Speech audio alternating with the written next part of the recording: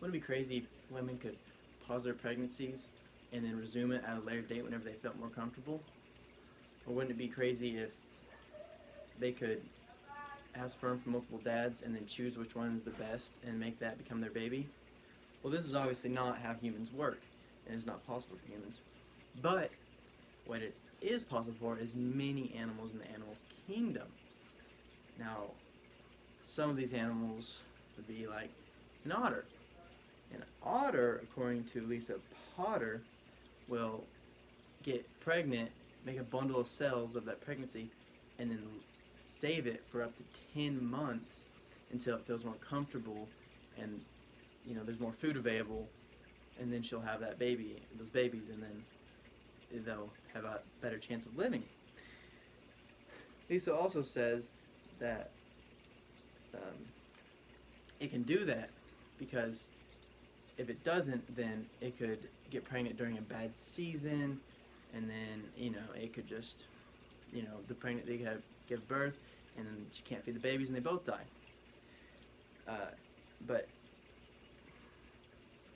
this is useful because, let's say, there's a drought, or there's not enough food to go around. It's just a bad season. She's not getting enough food in. She can't give birth. She'll just wait until she feels more comfortable. Now, this is great that she can do this, but it's not as cool as compared to what guppies can do. Guppies can have multiple dads, right?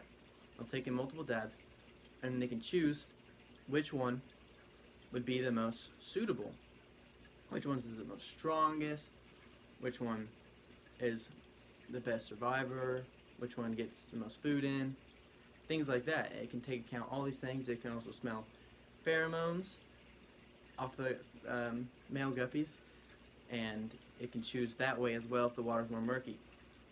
And that is all according to Emma Damond. And so what she can do is she can pick which one of those she wants, and she can drop the ones she doesn't want out, and she can also keep multiple if she wants to have like a mixed batch. What she can also do is hold this sperm for up to for many, many months, right? And it can have multiple batches. I've experienced this personally.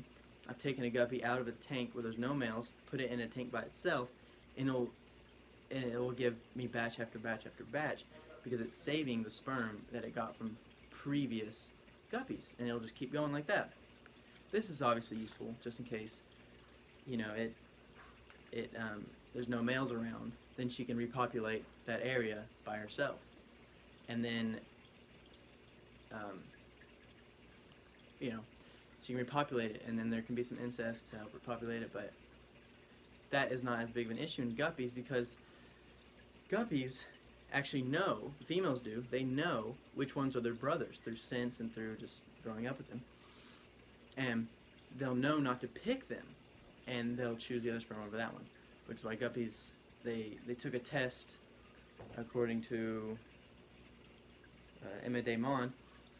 They did a test where they put multiple strains of those guppies in a pond, and there's only like 3 different pairs, and none of them inbred because they knew which ones were their brothers and sisters, and they didn't inbreed, which is so cool.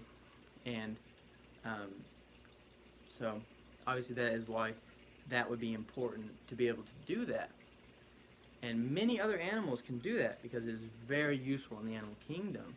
Most of them are mammals. Guppies are very unique, and that is why I'm standing here. If you couldn't tell, those are guppies.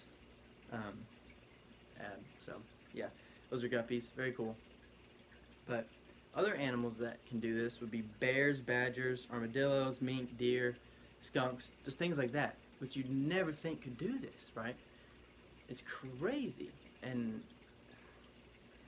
kind of gross, but that's okay. So, all in all, I hope that you guys learned something interesting or something fun. I hope you guys have fun. I tried to pick a very fun topic, interesting at least. I always want to blow your minds and give you new information.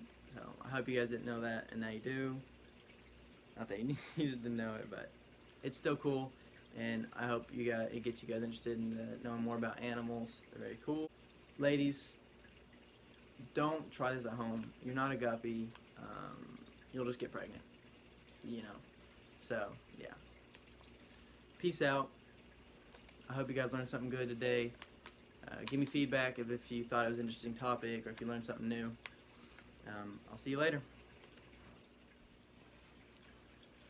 I forgot to mention that last study was actually done by Mitchell Daniel and not Emma DeMont. I got my words mixed up.